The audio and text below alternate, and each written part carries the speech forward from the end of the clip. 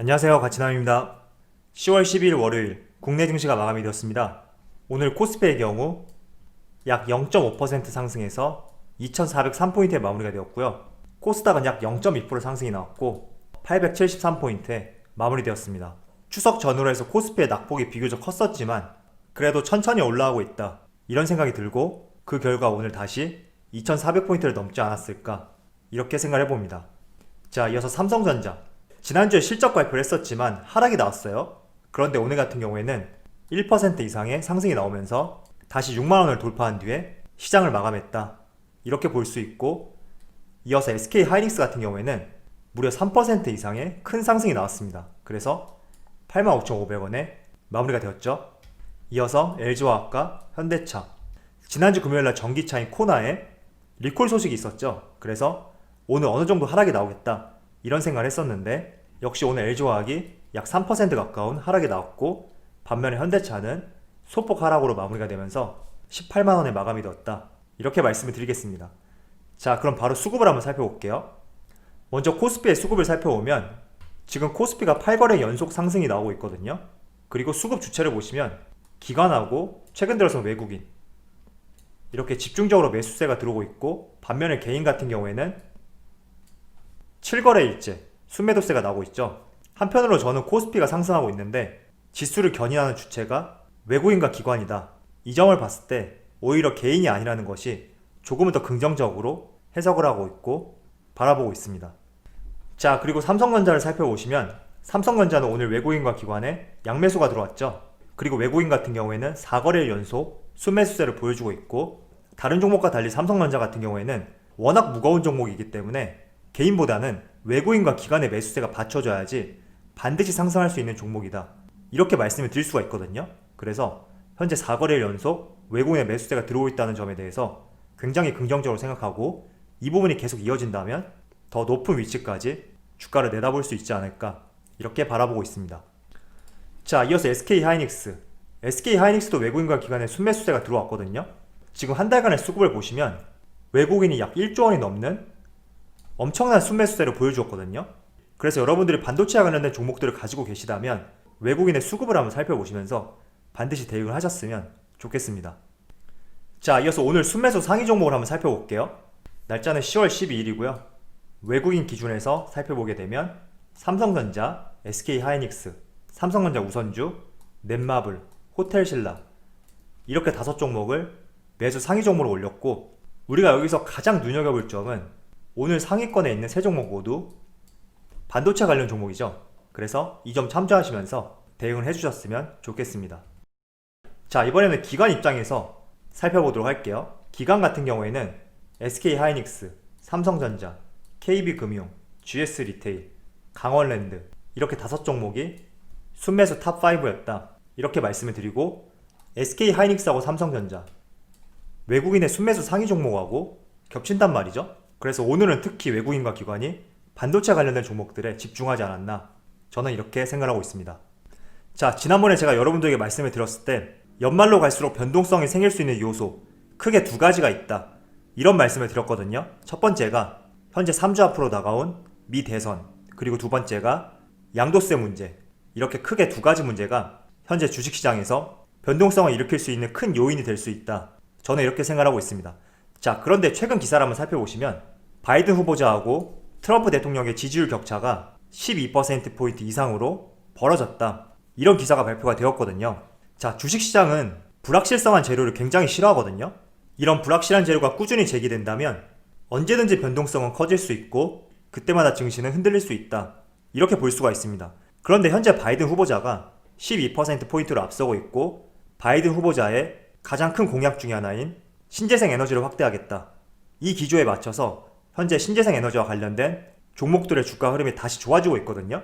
이런 상황을 봤을 때 현재 시장에서는 바이든 후보자의 당선 가능성에 더 무게를 두고 있는 것은 아닌가, 이렇게 생각을 하고 있고, 그렇다는 말은 제가 앞서서 말씀드린 것처럼 3주 앞으로 다가온 대선에서 바이든 후보자가 당선이 된다면 시장의 변동성은 크지 않을 수도 있다, 저는 이렇게 생각하고 있습니다.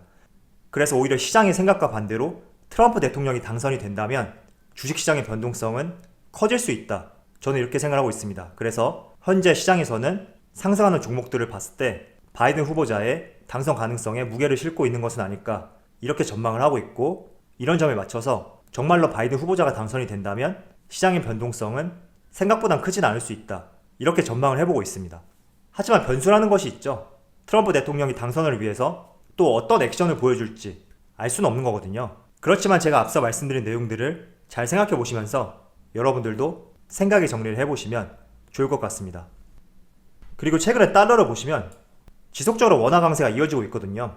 그래서 달러 약세가 지속된다면 주식시장에 외국인의 자금이 들어올 수 있지만 너무 이 부분을 가지고 외국인의 자본이 들어올 수 있다, 그리고 주가는 상승할 수 있다 이렇게 생각하기보다는 외국인이 빠져나가는 것이 덜할 수 있다 이 정도로 생각해 주시고 대응을 해주신다면 조금 더 안정적으로 주식시장을 바라볼 수 있다고 말씀을 드릴게요. 자, 오늘 LG화학이 3분기 잠정 실적 발표를 했죠. 시장에서 예측했던 것보다 약 2천억 정도 영업이익이 높게 나오면서 어닝 서프라이즈를 기록했고, 분기별 실적으로 봤을 때는 LG화학 역사상 분기별 최대 금액이다 이런 발표를 하였습니다. 그런데 주가는 지금 약세를 보이고 있어요. 다들 아시겠지만 지난주 금요일에 시장이 종료되고 나서 현대 코나 자동차의 리콜 소식이 발표가 되었어요. 그 때문에 어느 정도 악재가 월요일날 반영될 것이라고 생각을 했었고, 또 한편으로는 3분기 깜짝 실적이라는 긍정적인 모멘텀이 상존하는 상황 속에서 이런 실적에 대한 반응보다는 리콜 소식에 대한 부정적인 내용에 조금 더 포커스가 맞춰져 있지 않을까 이렇게 생각하고 있습니다. 자, 제가 여러분들에게 한 가지 말씀을 드려볼게요. 이 부분은 심리학적인 내용인데, 여러분들의 수중에 돈이 한 푼도 없는 상황에서 길을 가다가 5천원을 주었어요. 그런데 얼마 지나지 않아서 다시 5천원을 잃어버렸습니다. 그렇다면 여러분들은 처음과 마찬가지로 수중에 돈이 없던 상황, 이 결과적인 내용은 동일하단 말이죠. 그런데 여러분들의 기분은 원래 돈이 없었을 때 그때 상황보다 돈이 생겼다가 없어진 상황, 이 상황에 더 포커스를 맞추고 더 좋지 않은 기분이 생겨나게 되고 그 부분이 지속적으로 유지될 수 있거든요. 이게 무슨 말이냐면, 사람들은 부정적인 내용을 조금 더 확대하고 더 크게 보는 경향이 있고, 긍정적인 내용을 조금은 축소시켜서 보는 경향이 있어요. 그래서 제가 여러분들에게 항상 말씀을 드리지만, 내가 매수한 종목이 수익이 발생이 된다고 하더라도 가급적이면 수익률, 그리고 얼마의 수익이 있나 이런 것들을 체크 안 하는 것이 훨씬 여러분들의 심리적인 측면에서 도움이 된다 이런 말씀을 드린 것입니다. 그래서 어떻게 본다면 오늘 LG화학의 부정적인 이슈와 긍정적인 이슈, 이 두 가지를 봤을 때 저는 개인적으로 긍정적인 면이 더 크다고 생각을 했지만, 시장에서는 지금 약세를 보이고 있죠. 어쩌면 이런 부분도 사람들의 심리를 봤을 때 긍정보다는 부정 쪽에 조금 더 확대해서 시장이 반영이 된 것은 아닐까 이렇게 생각하고 있습니다.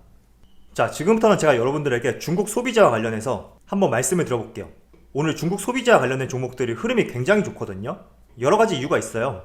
지난 중국의 국경절에 소비가 회복세를 이루었고, 소매 음식점 매출도 증가했다 이런 내용도 있고, 또 아래 기사를 살펴보시면 국경절 연휴 기간 내에 내국인 관광객 수가 80% 가까이 회복이 되었고, 소매업체와 음식점 매출도 지난해 국경절보다 더 높아졌다 이런 발표가 있었습니다. 그리고 상무부 자료에 따르면 중국 일부 지역에서는 지출 증가폭이 뚜렷이 나타났다. 이어서 각 지역마다 소매 음식점 매출이 약 18%씩 증가되었다 이런 발표가 있었습니다. 저는 개인적으로 주식을 투자할 때 성장성의 바탕으로 종목을 선별을 하거든요. 그런데 모든 섹터들이 성장성이 있다고 해서 다 매수하는 것이 아니라 조금은 덜 오른 종목들을 선별하고 있고, 또 현재 이슈보다는 앞으로 6개월, 1년 뒤에 지금보다 나아질 수 있는가, 개선될 수 있는가 이런 점을 고려해서 조금은 선제적으로 매수하는 것을 굉장히 좋아하거든요. 그런 측면에서 우리가 중국 소비재주로 바라봤을 때 현재 반도체라든지 2차전지, 수소, 태양광, 풍력 이런 섹터들에 비해서는 어떤 큰 본격적인 흐름은 나오지 않고 있다 이렇게 볼 수가 있어요. 그래서 많은 분들이 지금 중국 소비자와 관련된 종목들은 아직은 아니다 이런 생각도 하시고, 또 워낙 밑에서 움직이고 있기 때문에 재미가 없다, 지루하다 이런 생각들을 많이 하시거든요. 그런데 저는 오히려 지금은 저평가되어 있지만 앞으로 6개월, 1년 뒤의 상황을 내다보고 정말 이러한 시점이 되었을 때 지금보다 나아질 수 있다면 이런 종목들을 베팅하는 것이 고점에서 매수한 것이 아니기 때문에 훨씬 마음의 여유도 생기고 우리가 시간을 부여해서 큰 수익률을 가져갈 수 있다. 저는 이렇게 생각하고 있습니다. 자, 예시로 최근에 강원도에 돼지 열병이 발생이 되고 있죠. 그래서 동물 백신주 급등이 나오고 있다고 하는데, 이글벳, 우진 B&B, 제일바이오 그 외 여러 종목들이 있어요. 한번 차트를 보면서 말씀을 드릴게요. 자, 지금 보시는 종목은 이글벳이라는 종목이거든요. 그리고 차트는 분봉 차트예요. 지금 주가 흐름을 보시면 오늘 강하게 갭 상승을 한 뒤에 지속적으로 흘러내리고 있죠. 제가 왜 이 종목을 보여드렸냐면 지금 시장에서 이슈되는 종목, 이런 종목들을 쫓아서 매수하게 될 경우에는 단기적으로 큰 수익을 낼 수도 있어요.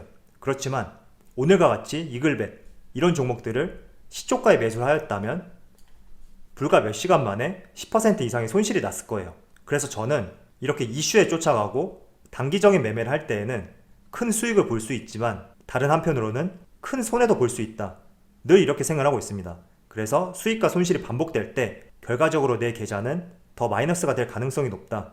이렇게 생각하고 있기 때문에 저는 오히려 잦은 매매보다 1년에 한두 번 매매해도 상관이 없어요. 그렇기 때문에 조금은 저평가되어 있고 앞으로 향후 6개월, 1년 뒤에 나아질 수 있는 상황이라고 여러분 나름대로 판단이 된다면 이런 종목들을 베팅하는 것이 나중 상황을 봤을 때 더 큰 수익률로 다가올 수 있고 심리적으로도 고점이 아니기 때문에 부담감 없이 가져갈 수가 있다. 이런 말씀을 전해드리고 싶습니다. 이런 종목들을 매수하는 것에 대해서 저도 이해는 돼요. 주식이라는 것은 시간 단위, 분 단위, 초 단위, 시시각각 움직이기 때문에 빠르게 수익을 내고 싶고 또 다른 종목을 매수해서 또 수익을 내고 싶고 이런 마음은 충분히 이해하지만 그게 생각보다 쉽지 않다. 이렇게 보고 있거든요. 그리고 이 상황 속에서 매매에 대한 스트레스도 쌓이고 이런 좋지 못한 상황이 반복될 수 있기 때문에 항상 우리가 투자를 할 때는 현재는 시장에서 그렇게 주목받지 않고 있지만 조금은 먼 미래에 주목을 받을 수 있는 가능성이 있다면 이런 종목들을 선침해하는 것이 더 여러분들의 마음이 여유가 생기고 편안하고 고점에 대한 부담감 이런 것도 덜 할 수 있다. 이렇게 말씀을 드리겠습니다.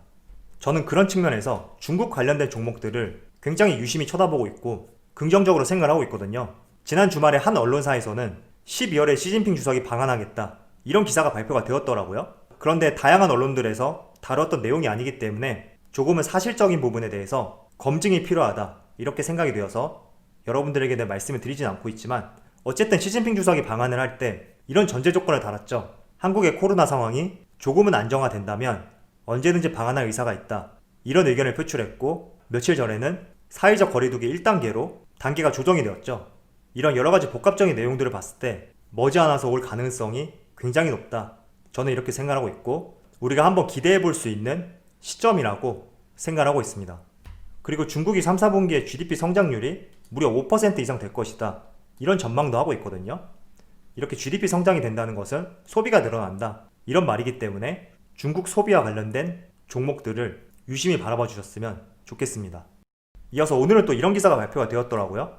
호주 총리, 한국, 일본, 싱가포르와 함께 여행 재개 논의 중. 물론 이게 정말로 실행될 것이다.